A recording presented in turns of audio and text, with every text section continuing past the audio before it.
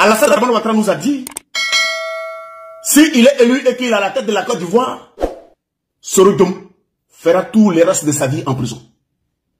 Alassane Dramane Ouattara vient de lancer encore un défi au peuple de Côte d'Ivoire et à toute la Côte d'Ivoire. Laissez-moi vous dire, depuis l'existence de la Côte d'Ivoire, c'est Alassane Dramane Ouattara qui a déclenché une guerre à la Côte d'Ivoire. Au moment que la classe politique demande de récolter les voix en 2010, lui il a fait appel à une guerre, mais il est en vie. C'est nous qui avons perdu nos familles. C'est nous qui avons perdu les enfants du pays. Que vous soyez pour RDR, que vous soyez pour RPI, de la société civile. L'appel de la guerre de Ouattara, c'est le peuple qui a payé le prix. En 2002, le rebelle disait, ils ont pris des armes pour Ouattara. Et cela dit, c'est Ouattara qui était le père de la rébellion. Donc, si nous comprenons, la vie politique de Ouattara en Côte d'Ivoire, c'est la guerre, c'est le sang, c'est la chienlit, et nous ne pouvons pas l'accepter. Aujourd'hui, Ouattara lance un message à l'égard de nos soldats. Ils feront tous la prison. Ceux qui ont la chance feront la prison. Sinon les autres mourront. Je viens d'être informé que l'un des proches de colonel Ouattara est assassiné. Je viens d'être informé que dans nos casernes, il y a des jeunes hommes et des policiers qui sont enlevés. Je viens d'être informé qu'il y a des soldats qui sont poursuivis actuellement. Alors, sachez une seule chose. Les soldats et ceux qui se disent militaires et qui viennent envahir nos villes avec des microbes, ne croyons pas forcément que ce sont nos soldats nationaux. Parfois, ce sont des mercenaires habillés en treillis ivoirien.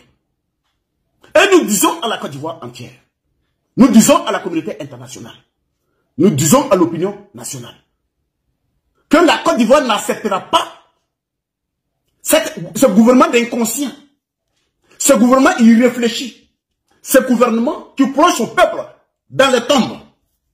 Nous ne pouvons pas l'accepter. Vous avez vu tout récemment, cette semaine, le ministre de l'Intérieur, celui qui est chargé d'organiser les élections, est décédé. Mais pourquoi? Parce que ce monsieur en a marre du comportement de Ouattara et son régime. Il n'a pas voulu que ces élections aient lieu. Et où il est où? Il est mort. Lui, il s'appelle Kouadio? Non, il ne s'appelle pas Kofi non plus. Il s'appelle Sidiki, quelque chose comme ça. Les rebelles. Soro, qui l'a utilisé comme son chef rebelle. Soro, qui l'a utilisé comme son premier ministre lorsqu'il est arrivé au pouvoir parce que les choses sont difficiles. Soro, comme il a utilisé Soro comme son ministre de la Défense parce que le président Laurent Gbagbo vient de tomber.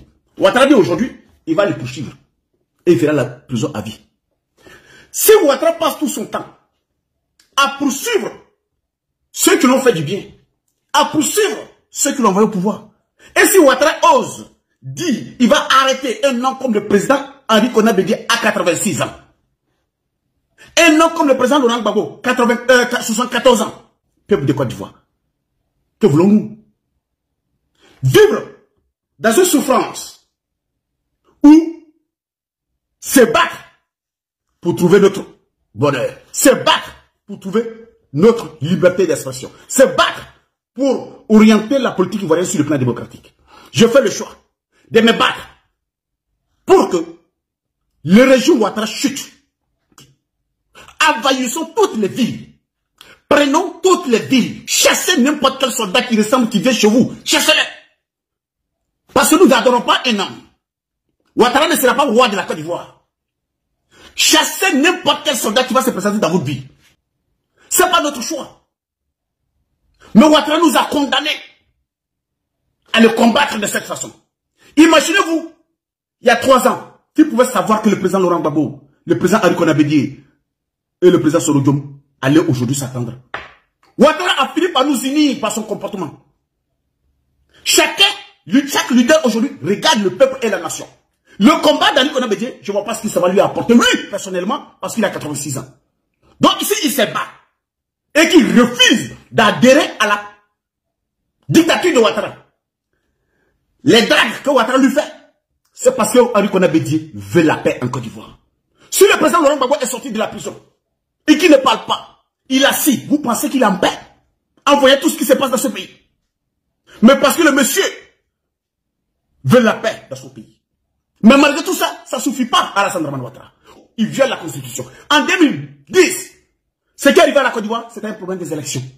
Écoutez, Ouattara ne peut pas être élu. Et c'est pour cela, justement ça, qu'il passe par la force chaque fois pour s'imposer. Envahissons toute la Côte d'Ivoire, c'est notre peuple. Si on laisse un village s'élever et l'autre s'élever, on n'arrivera pas. C'est tout le village en même temps et toutes les villes. Voici comment nous devrons nous combattre. Nous devrons combattre Ouattara.